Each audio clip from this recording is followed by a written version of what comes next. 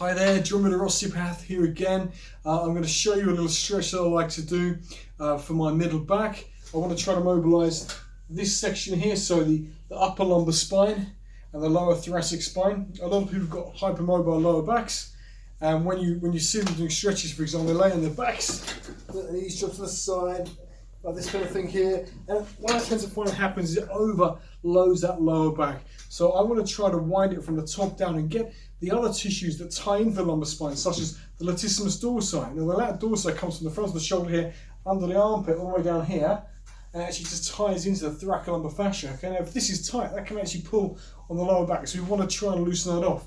We will also want to look at the hip flexors to some extent as well, especially the hip flexors. The psoas is what comes up to the groin into the front of the spine. So we're going to try and mobilise that too.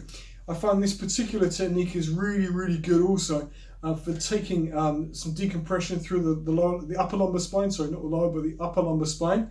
So if you have like a nerve root compression that's giving you pain in your groin area, sometimes down the leg, this is really helpful. And like I said, you can do it at home. It's really easy. Now, if you are familiar with the recovery position, it's essentially a modified version of the recovery position with a bit more of a stretch, okay?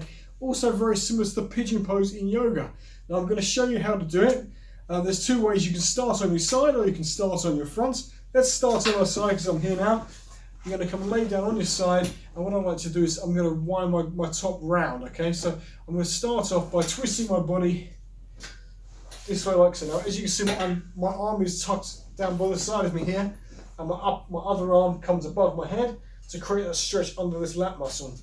Now what I want to try and do now is stretch out the leg at the same time, like so. Now my arm and my leg should be in perfect alignment. I don't want my arm here and I don't want my leg here. That leg's going to come back and the arm is going to come above the head, so we get a really good stretch. Now keep your core tucked in at the same time. You should feel it literally from the bottom of your rib cage here, through this area here, into the groin a little bit, like that. If you want to, you can put a bit more rotation through by bringing your pelvis underneath you like that and going almost face down. That increases the stretch slightly more. You'll also find that the glute muscle on this side here, so this buttock in here, this is being stretched as well. And you can always bring your leg up a bit high if you want to, and that also increases the stretch here, but don't overdo it because you can actually hurt your lower back. And the whole purpose of this is to help the lower back, not to cause a problem. There we go, so lay down here like that. And breathe through it nice and slow. Nice and deeply. Try to put air in your lower rib cage to mobilise that stiff area. And again.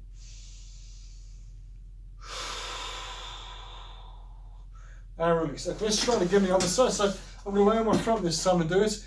I'm going to roll myself around. So simply get my leg up underneath me, tuck it underneath like that. Okay. You might be familiar if you do the pigeon pose in yoga. I think I'm correct in this one. You're kind of like in this position here, and you're leaning over. It's very similar, but you don't have the stretch of the hip. So you just simply, like I said, bring the leg up underneath you, other leg is down, so it's straight behind you.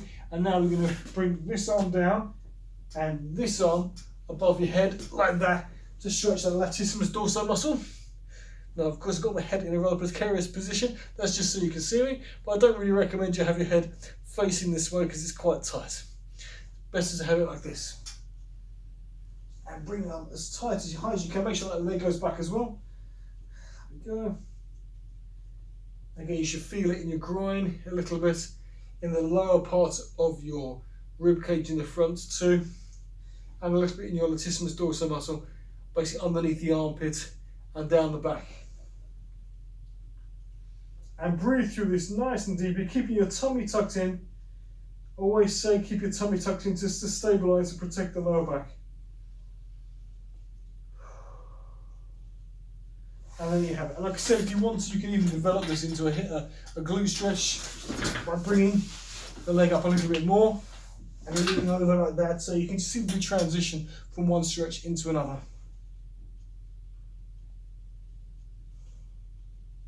And again, you can bring the arm to here and the other arm here to modify that, like so.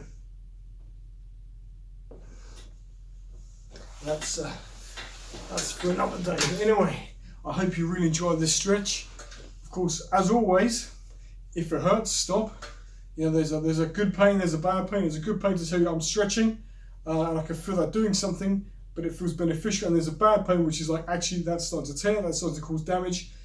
If you get any pain in your legs, numbness, pins and needles, that kind of thing, stop straight away. I don't want to be responsible for you messing up your own body, but it's a lovely stretch to do. It's very relaxing, and it shouldn't stress you out too much. But anyway, enjoy that one, and I'll see you in the next video. Take care.